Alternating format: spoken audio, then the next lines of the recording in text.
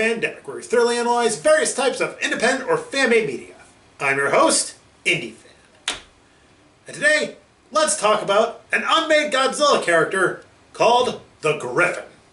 The Gryphon, in the unmade 1994 cut of the first American release of Godzilla, was in a sense an alien chimera. The body of a puma, wings of a bat, and a hydra-headed tongue consisting of snakes. Basically starting as an alien probe which assimilated other creatures to make a body of its own. It was meant to be in the original cut of the American adaptation of the Big G, but due to differences between Sony and director Jan de Bont, the director left the project and the studio then brought in Dean Devlin and Roland Emmerich of Independence Day, which resulted in this. I personally harbor no ill will towards this adaptation, given it was my introduction to the franchise, and it did give us this.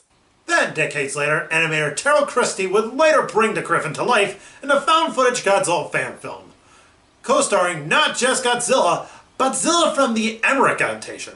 Oh, and once more, I asked for his permission, and he gave me the go-ahead. So without further ado, let's not waste any more time. This is the Gryphon. In 1994, a meteor smashed into Utah, revealing an alien life form traveling across the southern United States, feeding on wildlife in the form of bat-like creatures until it settled in a forest in Kentucky, forming into the singular mass and titular character the Gryphon, making its way towards New York, gaining the attention of Zilla, and eventually, Godzilla. And now with the plot out of the way, what are my thoughts?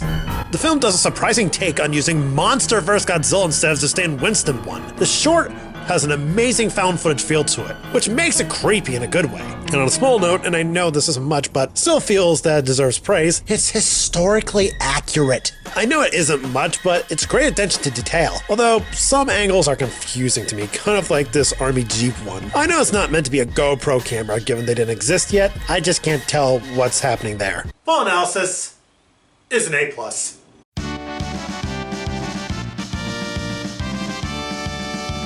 So yeah, this is an impressive piece of media, and honestly, Jan de Bont will be proud, and he's still alive.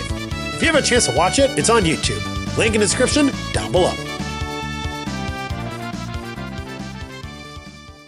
Well, that's all for today, everyone. I'm Indie Fan, and I'll catch you next time.